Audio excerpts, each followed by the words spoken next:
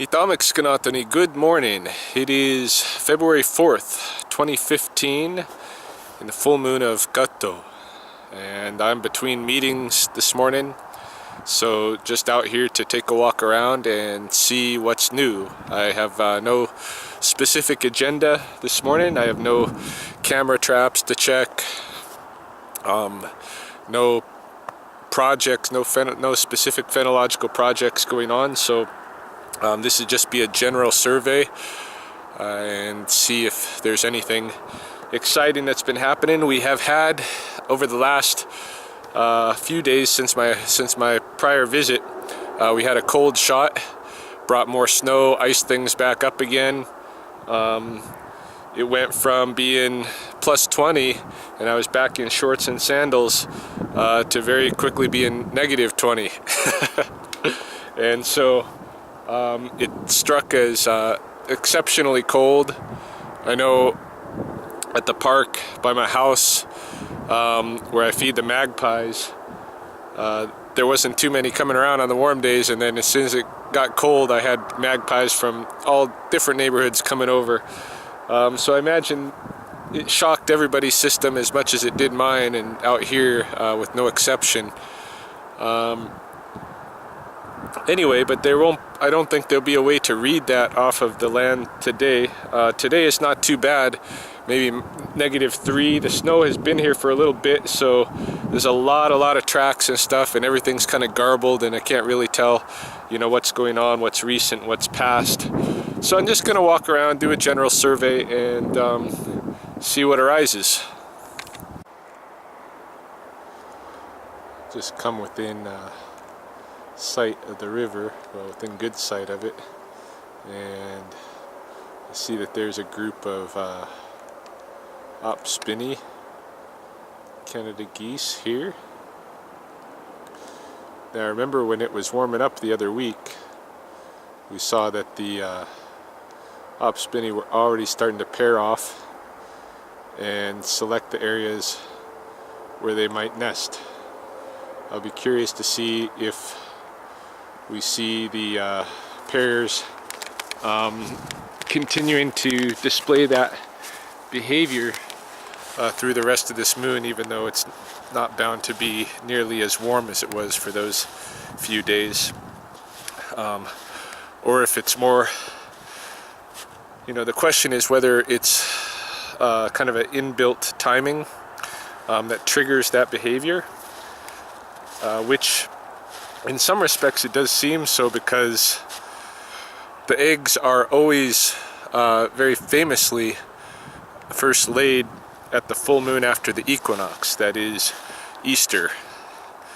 And so that suggests that, and we've had colder years and warmer years, and times when we still had quite a bit of winter during the nesting of the Sspopiikimi, and other times when it's been pretty clear. But they always seem to time their nesting the same way. So in that respect, it seems to be now, built in, something they've evolved that timing with. However, if it turns out that at least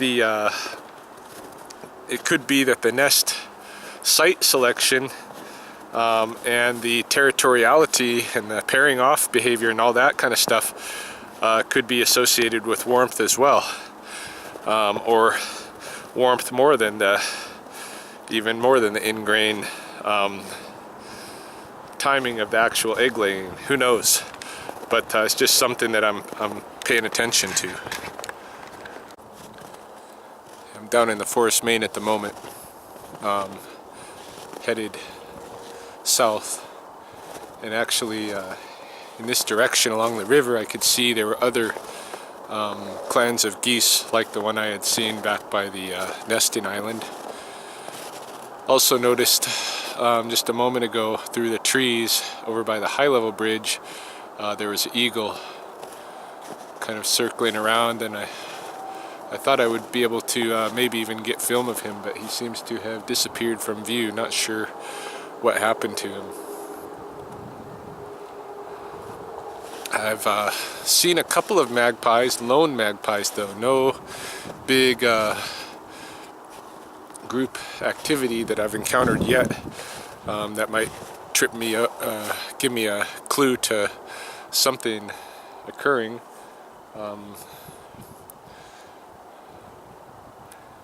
Lots of cracking in the trees. I think they suffered a bit from the cold. You never know when one of them's just gonna split and come down. Certainly you can see all over the forest. There's all kinds of branches and trees that have fallen. That stuff just happens. The poplar borers and other insects eat out, make them, weaken them, eat tunnels all through the inner trunk, and then one day there's enough maybe moisture and cold and stuff to just snap.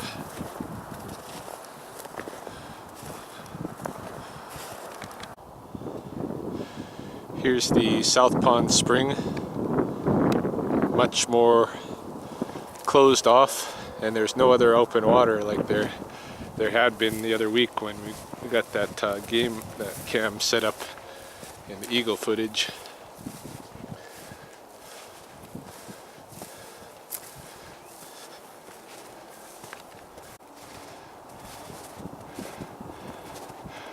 In sight now of the southern part of the river. You see lots of birds down there.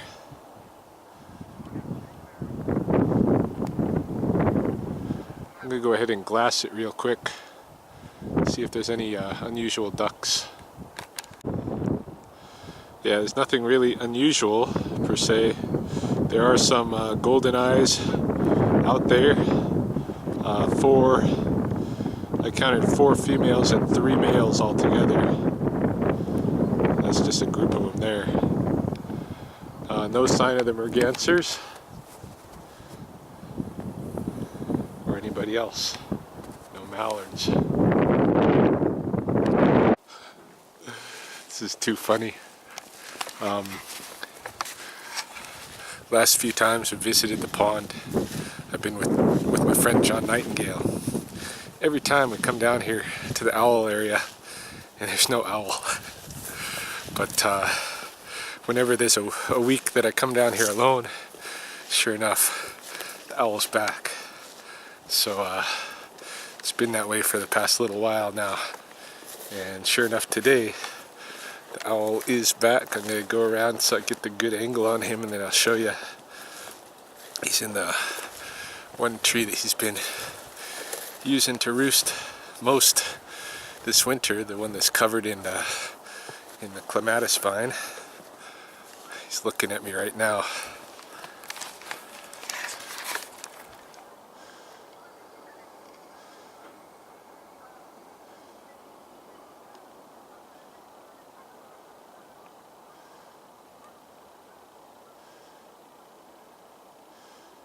He is Mr. Sspopiikimi. Still no partner though. I actually I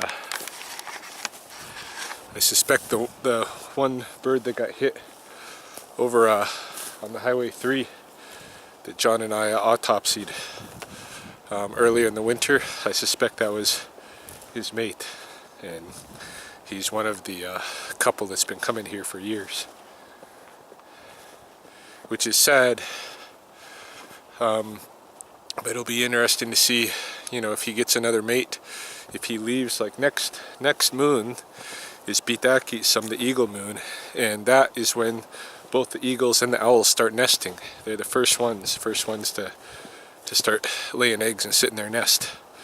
So we'll see what happens to this guy when that day comes, when that time comes.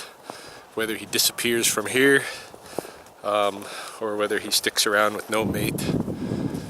I have a feeling he's going to be sticking around, because at this point, you know, everybody is in the owl community, everybody's already made it up.